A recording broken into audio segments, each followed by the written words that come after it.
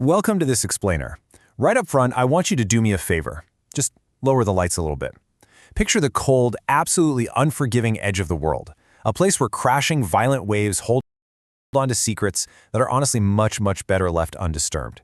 Today, we're deconstructing a narrative puzzle that is just as isolated as it is chilling. We're looking at the premise for a deeply unsettling story, The Keeper of Shadows at Flannan Isles.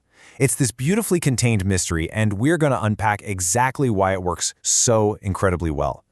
And it all hinges on this one line: uncovers just enough to make things worse. I mean, just sit with that for a second. This single phrase is literally the ultimate psychological hook of the entire premise. It's not about, playing detective, solving a mystery, and walking away the hero. No, it's about pulling a thread that completely unravels your reality. It promises us, right from the jump, that knowledge isn't power here. Knowledge is a trap. Okay, let's really dive into this structure. Part 1. A Tale of Two Keepers. So to truly understand why this premise hooks us so effectively, we've got to look at the first structural component of the source material. This whole story is built entirely on a dual timeline. It establishes this haunting generational gap. We're not just looking at one isolated event, we're looking at a sort of conversation across time between two people who share the exact same lonely, desolate job, but are locked into a very dangerous dance. In 1911, the original lighthouse keeper vanishes. Poof, gone. Then we have an enormous stretch of time, a whole century, where the mystery of the Flannan Isles just sits dormant in the shadows, waiting. Finally, in the present day, the modern keeper arrives. I like to treat this premise as a brilliant deconstructive blueprint for suspense. That long gap on the timeline, it acts like an incubator for dread. It makes the modern-day discovery feel incredibly heavy, inevitable, and, well, incredibly dangerous. Which brings us directly to Part 2, the 1911 disappearance.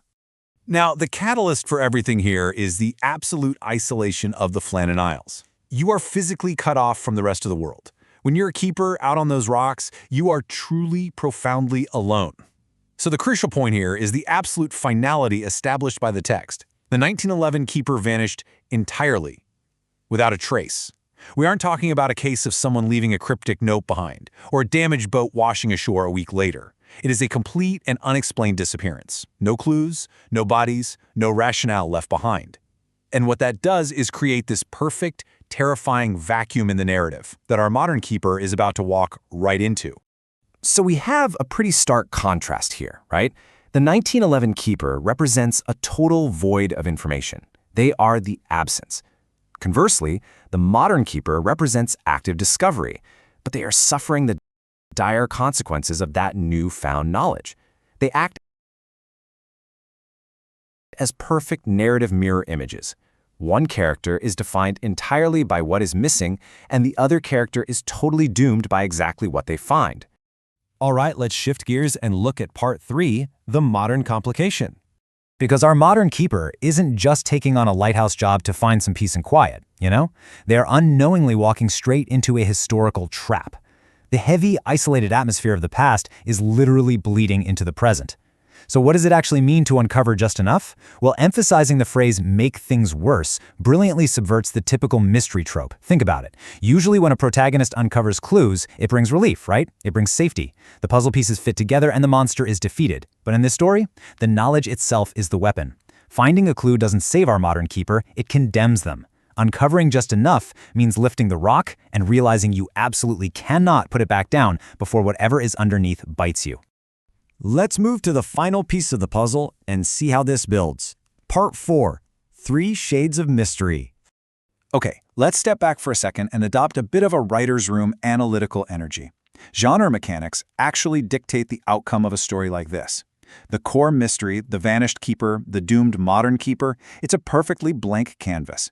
And the pitch explicitly offers us 3 very specific metatextual filters to apply to this canvas: true crime style, folklore, and sci-fi.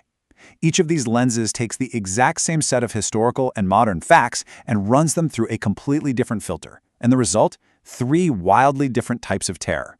First up, we have the true crime style. Now, applying this true crime lens strips away the supernatural entirely.